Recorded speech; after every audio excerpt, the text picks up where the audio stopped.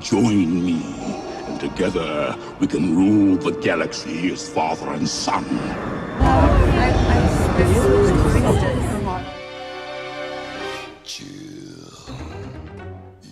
Hello there, gang, and welcome to another episode of Displaying Model Behaviour, the Earth's mightiest action figure video podcast. So take off your pants, crack a beer, and let's talk toys. Let's talk about the nerdy news that you need to know about. It's the only news that matters. It's good news, and we are covering everything from action figures to movies, comic books, and all points in between. So let's not stand on ceremony, Mr. Wayne.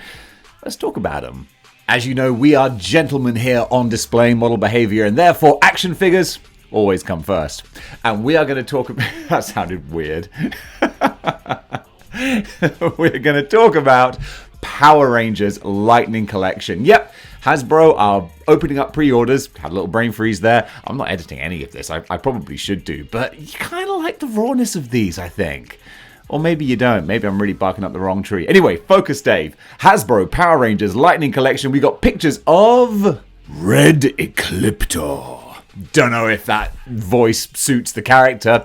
Don't know my Power Rangers lore that well. I think this is one of the later characters. I really am just like an OG Power Rangers type guy. Give me Tommy and the Green Ranger saga, all that kind of jazz. Boom. That is my jam. But then we start to get onto the later things, and I was well and truly checked out by that point. But this guy looks like a typical addition to the Power Rangers franchise. Now, the thing is, I find with the Lightning Collection, I was saying this on the live stream the other day, they just look a little bit plasticky to me. You know what I'm saying? I know it's a plastic action figure. Of course it looks plasticky, Dave. But you also know what I mean, don't you? Like a little wash on those figures would make them look so much cooler. Because I love some of the designs. Some of the monsters. The eye guy. I thought, ooh, I would just want him in my monsters display. Same with the upside down pumpkin head dude. I was like, oh, I love pumpkins and Halloween stuff. But then I saw them in hand in the store and I was like, They just look too plasticky. They just look kind of cheap, and it's like, oh, that's such a shame that could have been fixed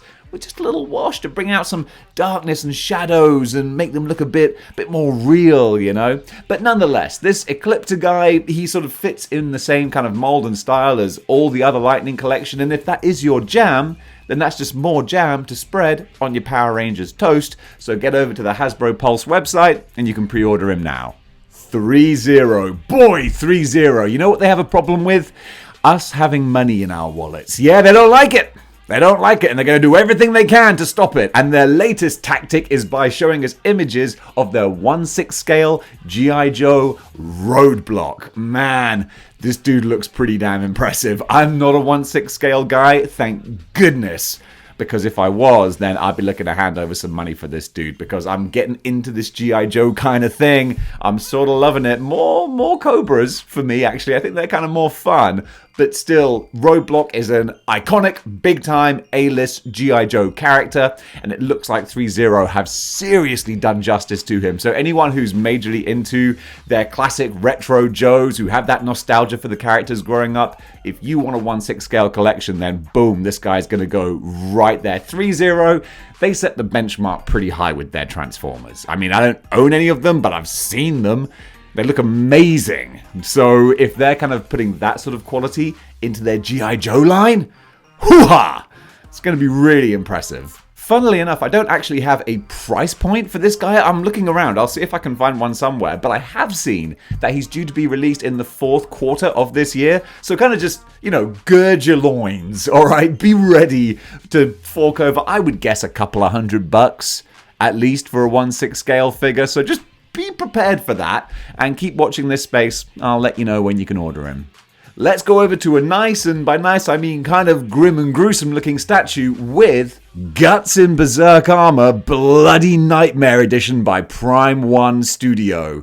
I'm just learning about Berserk now, this huge, voluminous manga all about swords and monsters and fighting and fantasy that is grim and gnarly and apparently beautifully told and made and put together. So it's like visceral, gross manga that is actually also a beautifully told story with incredible illustrations. So I'm very tempted to go online and buy like a big digital volume to start reading this. I'm very, very intrigued, although also really fascinatingly and kind of tragically, not kind of tragically, just plain tragically, the author and artist passed away before he could finish the story. So a lot of people are like, well, I don't want to start reading a story that doesn't have an ending. But honestly, that's something kind of, I don't know, just sort of interesting, like it just finishes, I guess, and then you can imagine what the conclusion might have been. So Berserk has a huge cult following, and I'm kind of interested in finding out more about this, especially if some of the characters look like this statue, which just looks so badass. It looks like nightmare fuel from some medieval fantasy kind of age. From what I understand, this is a bloody version of a previous design. I'm going to read you the blurb that Toy Arc wrote about it because Lord knows they know more than I do.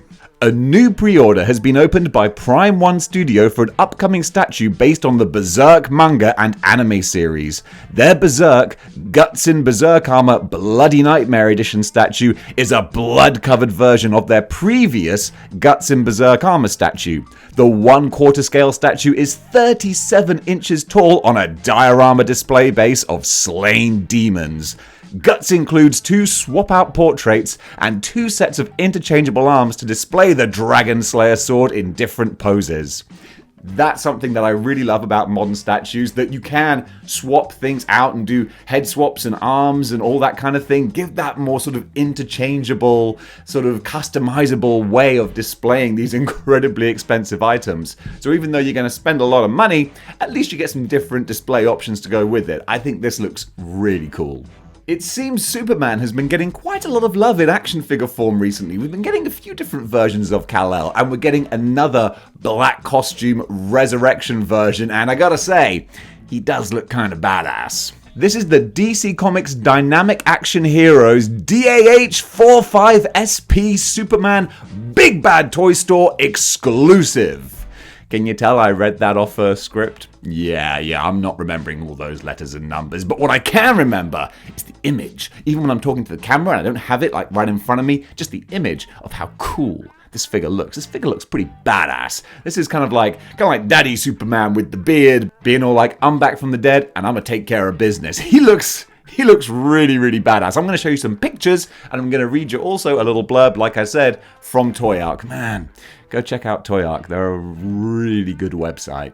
This 1/9 scale live-action limited edition collectible action figure brings to life Superman's famous black costume from the comics. In the tight-fitting suit made of real fabric, Superman gets to show his strong physique and raw power with his defined muscles. Ooh, this makes me go all jiggly.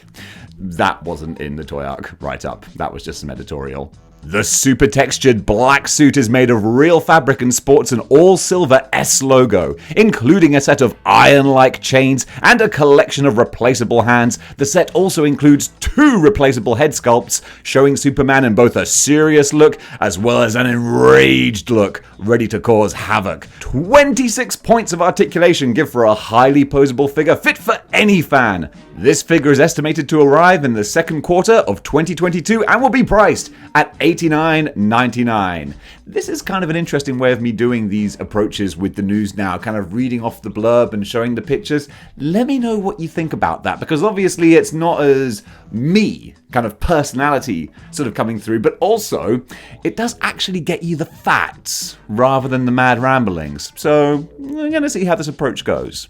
Now, you know a company that I would like to offer my services to? That's Iron Studios in their marketing department. Let me handle your marketing, guys, because they just dropped 25 statues. Like, boom, this is what we're releasing. So many companies make like a big deal doing single release announcements like, hey, this is our new thing. Look at it. Look at all the different features. Isn't this beautiful? It's coming out at this time and it's going to be costing this much. Whereas Iron Studios were just like, here's 25. Just there you go. Have a look at them. It's like, nah. You got to showcase these things more. I've taken 2 items from the 25 listed just to like highlight the ones I think like, ooh, these look really cool. First up, we've got Skeletor from Masters of the Universe, sat on his throne, looking like a badass. Basically looking like Triple H always wanted to look like whenever he did one of his King of Kings type entrances, except you can't look that cool because you're not Skeletor. I think it's kind of funny. Skeletor is one of those characters who, like, he can be the most evil, maniacal, badass, terrifying looking character, or a complete goofy joke, depending on just what version of the character you're reading or watching at the time. This is the badass one, and boy howdy, does he look like a badass. So this statue is going to be released around about the fourth quarter of this year and going to retail for about $300, which, you know, as far as statues go, it's actually not that crazy. I mean, yes, it's expensive. I'm not going to sit here and go like, $300? That ain't nothing. But no, it is expensive. But when you see what you get for a statue that looks that cool, yeah, I can see the appeal.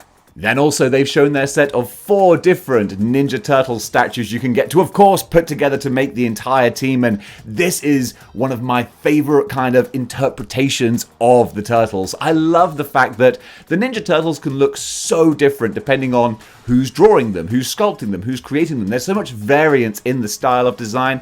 I think that's wicked. And this design here by Iron Studios kind of hit the sweet spot. I think this is the gritty, but also a slightly sort of animated, not like cartoony, but just not too like, we have to look real kind of thing. It's just a really good mix that they've got. So these guys all together are, I think they look pretty awesome. So these are going to retail for $199 each. I was trying to do that off the top of my head. It was $199 each. They're going to be out around about the fourth quarter of this year as well. So check out Iron Studios for pre-orders and release information, because if you're a TMNT guy and you randomly want to spend nearly $1,000 on a 4-person statue set, then yeah, I think this is pretty much what you're looking for. Neca Haulathon. I'm kind of slowly learning what the deal is with Haulathon. I didn't know anything about it before. People were asking me, hey Dave, have you ordered anything on Haulathon? And I was like, what's Haulathon? And they were like, geez Dave, you really, for someone who's trying to make a living from this, you have no idea what's going on, do you? And I was like, no, I'm just winging it. And the rest is history. And now I'm filming this video. That's pretty much a full update. So, the Neca Haulathon for week 2 has released the following info and information about various figures. Let me read it out to you. Neca's Haulathon event, where new items will hit Target.com, Target stores, and be available for international ordering at haulathon.com, is now live. Set to drop on Fridays, new items will officially go up at 9 a.m. Eastern. So coming in first for this week's Haulathon, we have a Bob Ross 6-inch scale action figure from their Toonie Classics line. This is Bob Ross with Raccoon. Bob Ross is such an institution, very American. We didn't really get Bob Ross in the UK, but just from memes and pictures and references, we all know who Bob Ross is. And for their Neca Toon kind of line, I think that's kind of sweet. It's funny, the only other Toon characters I kind of know from their Toon line are all the hideous horror Toons. So it's kind of funny to have Bob Ross in there as well. Then we have the Alf 18-inch hand puppet, which is just kind of cute. I love that Alf is still a thing. Pretty much entirely down to Neca. God bless you. You're keeping Alf alive. Such a staple of 80s sitcoms. I have a lot of love in my heart for Alf, and this looks like a fun little hand puppet. I used to have a hand puppet on this show as well, but no one liked him. so he's in my drawer now, probably until I, have a yard sale. But for you, if you want to have an Alf puppet, then you can go over and pick one up from Haulathon. Coraline 10-inch prop replica Coraline doll. Now this looks really cool. I love stop motion animation. And Coraline, it's funny, I didn't bond with the movie all that much. I think, it just didn't quite resonate with me. But that doesn't mean that I didn't see the love and craftsmanship and just plain awesomeness that went into making that what I would say is kind of a masterpiece of a film. Just because I didn't love it doesn't mean I can't see how good it is. And this figure, I do really love that, because it is just like this beautiful little stop motion looking animation kind of puppet. I'm like, gosh, that's one of the reasons I love Mezco figures so much, is because they look like they've been used in animation like that. So this one looks really, really cool. Again, for prices and releases, just check out the Haulathon website. Boom! You can see them right there. Then we've got the Gremlins 7-inch scale Ultimate Gizmo figure autograph edition. Yeah, you got a little scribble on there. I love the Neca Gremlins. It's such a shame that they're done in their own scale, so they don't fit with 7-inch. Don't want 7-inch. Get out of here, McFarlane and Storm Collectibles. If Neca could do like a 5-pack of like 6-inch scale gremlins that you could put around your display. That would be so much fun. I would love that. But just for the larger gremlins, at kind of their own sort of scale, I don't have enough space for like a whole sort of separate collection of that. But this Gizmo, if you are collecting those, he looks great. All the different accessories. When they call it Ultimate Gizmo, they say that for a reason. He's got a lot going on. It's a very cool Gizmo. Then from their Universal Monsters line, we have the black and white version of the Wolfman. Universal Monsters, they're killing the game with that. The Frankenstein's monster looks incredible. The Mummy, again, I don't need a separate line, but I can see the value. I always thought out of the Universal Monsters, the Wolfman looked a little goofy. He looks a bit more like the Dogman, to be honest. I think before the werewolf type characters became more wolf-like with a snout and stuff. Back in the Universal days, it was just like a man with a doggy nose and some sharp teeth and a hairy face. And it's like, I don't know, man, you're not striking fear into my heart. I gotta say, I think you came at me in, at a full moon. I just throw a stick for you. I'm like, right, I'm off. Sit, Ubu, sit. So that wouldn't be something that overly appeals to me. But if you are collecting the Neca monsters, then he looks pretty cool. Then finally, we've got the TMNT animated Super Bebop and Rocksteady. And this is another animated 2-pack. They love their animated 2-packs. But hey, people love them too. That's why they make them, because they sell them. And we pay a lot of money for them because they ain't cheap. But they are just so pretty. Again, I'm glad that I sold my Neca Turtles because it's like, I don't have the space and they are worth a lot of money, so I should just clear them out and, eat for a couple of days. So I'm glad that I got rid of them because also then if I didn't, I'd be wanting to get all the new releases and I can't afford to get all the new releases. So I was like, right, draw a line in the sand. We done now. But if you're not done, and Neca will tell you when you're done, you can pick up these guys again from the Haulathon site or Target.com or from a Target store. Now, this is something really cool. You might not know this about me, but I love Doom. I mean, come on, I'm a child of the 90s. I grew up having my ass whooped at Doom by all my other friends. I sucked, but I still loved it. And Bethesda Studios are giving us a statue of the Caco Demon. Caco Demon. I probably didn't pronounce that properly. Hey, I enjoy the games. I can't pronounce the monsters. But this dude, the amount of these guys that I have slain over the years. Call me the Doom Slayer right here, man. Such a cool design, the big red floating head, and I love the new Bethesda games, the new versions of Doom, where they just took all the old classic pixel monsters and just high-resed them into badassery, and this is the ultimate modern version of the Caco Demon, looking so wicked. Let me read you the Toy Arc blurb.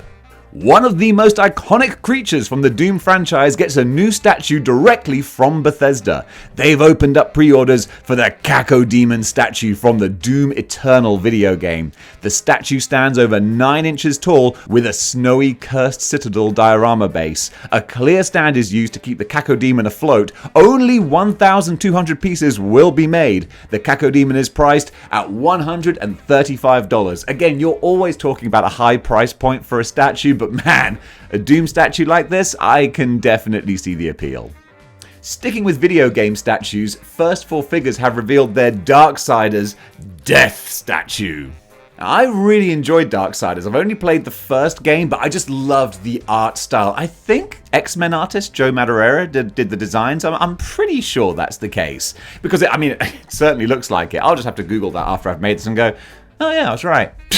Toss.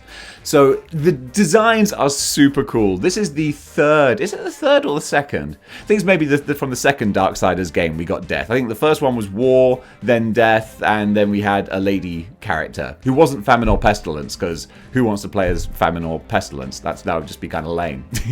Just walk around looking either super fat or super skinny. Nah, pass. Instead you were like a sexy demon lady, I think. Again, my Darksiders knowledge, a little bit spotty. What's not spotty is this action figure, which looks really cool. Let me tell you all about it. 3 versions of this new statue have gone up for pre-order via First 4 Figures. The statue stands at 36 inches tall on an included display base. There is a standard edition which goes for $579.99, which features Death holding his scythes. Then there's the exclusive edition which goes for $600.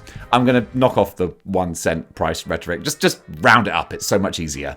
which adds light up LED eyes and light up amulet shard. Then finally there is the definitive edition at $625, which includes the light up functions and a set of swap out hands holding claw weapons. You can pre-order these statues directly from First 4 Figures. They are scheduled for release in the first quarter of 2023.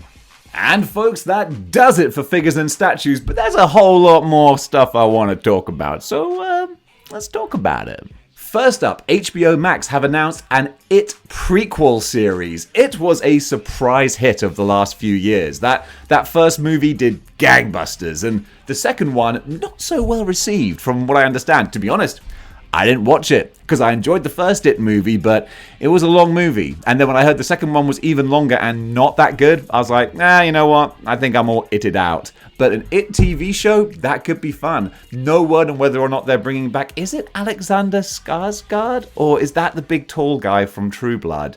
It's you know who I'm talking about, the It actor. I don't know if they're bringing him back. It would make sense to, because he's kind of made that role his own. He's kind of like Robert Englund as Freddy Krueger. It's like, oh no, that's the It guy. So hopefully they do. This is still super early in production, but this is what's being said about it. Sources from within have informed Deadline News that HBO Max is developing a prequel series for the It film franchise. The working title is Welcome to Derry.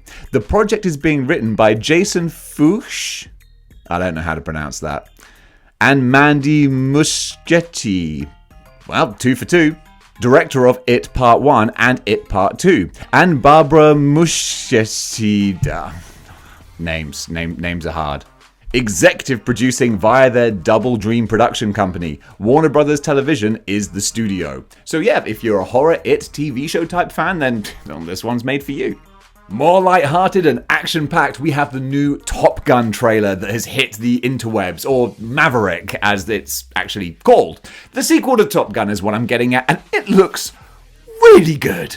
I'm not a massive Top Gun person, but I enjoyed the first film, but this, I know you can't always just judge things from a trailer. The whole point of a trailer is to kind of trick you into thinking the movie might be better than it is. That's why they put all the good stuff out there, but stuff that's out there does look awesome. It looks fun. It looks stupid, but fun stupid. Not ridiculous, but just a little bit over the top to really be a fun popcorn ride with little glimpses and glances and nods back to the original. Val Kilmer appearing, at least in picture form. I'd be interested if they kind of did some CGI Val Kilmer or something, because he's like a general that's like, give Tom Cruise a chance.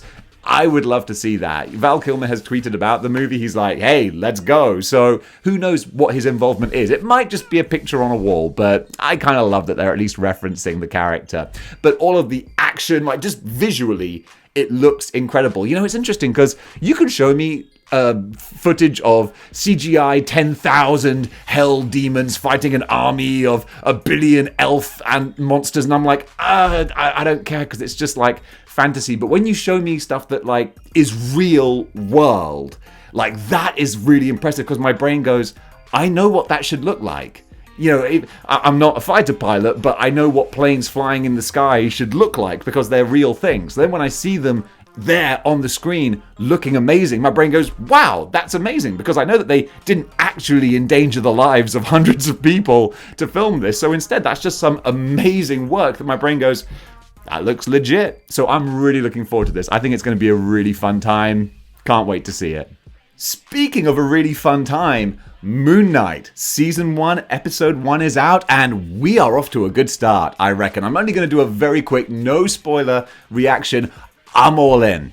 I've been not overly enamored with the Marvel Disney Plus series so far. There were some high points, but there was a lot of just like, there's a lot of stuff that I could have just skipped and not be any, poorer for it. Whereas honestly, Moon Knight, I really enjoyed this. So much of that comes from Oscar Isaac, who is just so entertaining. He's especially with this character of Moon Knight, with the different facets of his personality and the way that it seems like he has to literally battle against the Moon Knight kind of influence, and the way that he has to manage what he does, how he acts, how he's surprised at things about himself. He doesn't doesn't really know what's happening. It's Oscar Isaac, man, killing it. Absolutely fantastic in the role. Everything around this world seems really just, I want to find out more. I want to get into it. I want to be more invested, because right now, you have my curiosity, but do you have my attention? Well, you kind of got my attention, but let's see how this plays out. But so far, I think Moon Knight is off to a really good start. I've got high hopes for this. Completely random little recommendation I want to give you. Our Flag Means Death on HBO Max. This is a pirate comedy, which is an unusual genre to go for, but you know what? It really works. Co-produced, or Taika Waititi has a hand in this. So I don't want to say what he did in it. If it was, he wasn't the director or the writer, I don't think, but maybe he was just the producer. Either way, it has his fingerprints on it. That kind of ridiculous, quirky, oddball sort of humor that's also got some strangely heartfelt moments in there. Yeah, that's what he does so well, and you can feel it in the DNA of this show. Plus, it also stars the guy who plays Murray from Flight of the Conchords.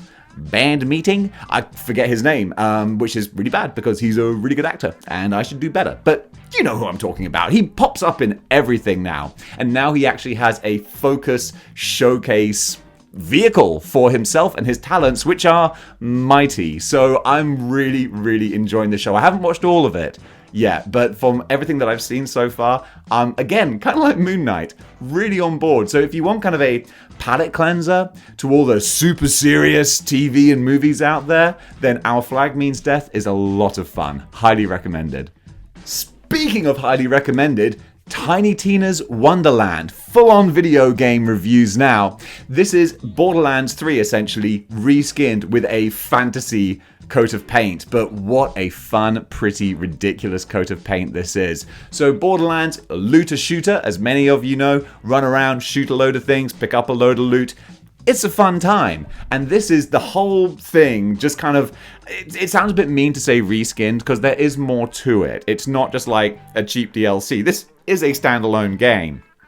But basically, if you enjoyed Borderlands 3, then there's more of that good stuff. The most good stuff, there's terrible wording there on my part, is the writing. It's funny, it's quirky, it's quippy, it's witty. They've done exactly what they've done previously with Borderlands, but even more so. I think they've really got their feel of what this world is, who the characters are, how they interact, and it's just a joy of fun action nonsense to be there. And the graphics, the art style, that sort of cel-shaded 3D animation, just mwah, chef's kiss. You could see my hand was like waiting for the chef's kiss moment. It's like, it's coming, it's coming, it's coming. Mwah! So yeah, if you like your looting and you like your shooting, then you're going to enjoy Tiny Tina. It's really cool. And this story now combining movies and video games all together. Sonic 2, Paramount and Sega are talking Cinematic Universe. Unsurprisingly, because that's where the money is these days, are in your cinematic universes. And Sonic has really set itself up for that beautifully. The first movie surprised everyone by not being terrible, and in fact being pretty good. And the second one looks to continue that trend. And so far, the ball is rolling, no pun intended, with setting up more characters, more stories, more outreach for more cinematic universe projects. So now already in the sequel, you got Sonic, you got Tails, you got Robotnik, Eggman, you got Knuckles, and they're just going to be adding more characters, more lore, and more opportunities for spin-offs. Again, no pun intended. That's just stuff writes itself. So if you're enjoying this Sonic Paramount cinematic franchise, which honestly I am, I'm going to go see it probably on Sunday. I'm really down for just more of this because it's a kid's thing. But as an adult, you can enjoy a kid's thing. It doesn't have to be grim and gritty and all sort of like zhuzhed up and made mature. Nah, this is a kid's franchise that actually I'm getting a real kick out of. So if Paramount can give us more of what I've seen already, I'm going to be here for it. Heck, I'm going to eat it up like kibble. Now I just want to talk about an interesting little tidbit about Star Wars, actually. This is just a fun little thing. It's not a product or a movie or anything, but it was recently reported about a new Star Wars novel that touches on Anakin Skywalker and Force ghosts and all that kind of stuff, and I just found it really interesting. This is an article on Screen Rant, and I'm going to read some of the excerpts here because it just adds some interesting Star Wars lore that I kind of dig, and also kind of goes some way to explaining why at the end of Return of the Jedi, Anakin's Force ghost looks like Hayden Christensen and not the older version of the character. So hear me out on this. Lucasfilm has published an excerpt from Adam Christopher's upcoming novel, Shadow of the Sith, set shortly before the sequel trilogy. In the excerpt, Luke Skywalker is mystically transported to Exegol, where he is confronted by Sith spirits and receives unexpected help from the Force ghost of Anakin Skywalker. Previous Star Wars tie-ins had established that Anakin's Force ghost would occasionally give his son counsel and advice, but on this occasion, he actually receives help in battle, as it states in the novel. Standing between himself and the wraiths was another figure, a man in flowing pale robes, his back to Luke, his head hidden under a voluminous hood. When the lightning flashed, Luke could see the 9 solid wraiths through the form of the man who stood between them and their quarry. The blue figure lifted his hood back to reveal the strong, sharp face of a young man, his gaze intense beneath a furrowed brow that was bisected by straight vertical scar. His thick hair was shoulder length and had a slight wave to it. Anakin Skywalker reached out his hand. That's kind of cool. I like this idea that the character arcs and stories can actually continue after death, with these Force ghosts actually having an ability to interact in some way and degree with the world around them. I don't know if I'll read the novel. I've never actually read any Star Wars novels besides Shadow of the Empire, like 30 years ago. Boy, that was a long time ago. But this sounds kind of interesting. I like expanding the lore like that, and I think it's kind of cool and gives some sort of further justification that essentially, as they say in Star Wars lore, from what I understand, Anakin Skywalker died when he became Darth Vader, which is why the Force Ghost looks like Anakin Skywalker, because that was the last time that was him as it is. Is that kind of tenuous? Yeah, maybe, but you know what? I'll allow it, being the king of Star Wars lore that I am clearly. I just thought that was a kind of cool tidbit, and I wanted to share it with you. And finally, a very silly story to finish, but I kind of like silly stories. Lady Gaga, America's sweetheart, who can seem to do no wrong, has become viral once again in a little clip that was taken from Elton John's post-Oscar party, where Caitlyn Jenner goes over to try and strike up a conversation and talk to her, and the body language and verbal language pretty much says it all, that this is how you respond when you don't want to talk to someone. And Caitlyn's like, hey, I haven't seen you around recently. You're not going to Starbucks anymore? And she's like, yeah, no, I've changed baristas. And just kind of leaves, and now I swear, I've changed baristas is the code that we can use in the future when you don't want to talk to someone and you want to end a conversation. Be like, hey Dave, how's it going? Yeah, sorry, I've changed baristas, bye. It's like, bravo, Lady Gaga, always pure class. I love that woman. I'm good, thank you. Lady Gaga in dress. Yes. Are you still out there? Yes. I have to take you with us. I switched baristas. God, I know. Well, good seeing you, Caitlin. You too. See you guys. And folks, that does it for Good News for today. That was kind of epic, but I just wanted to cover a lot of stuff. So what did you think about the various items listed? Lord knows there was a lot to talk about. Comment below, let me know. And if you like what you see here and you want to see more, then join the 6-1 clicks by clicking the like, share, and subscribe buttons. Thanks so much for the support as always, guys. And until next time, keep displaying model behavior.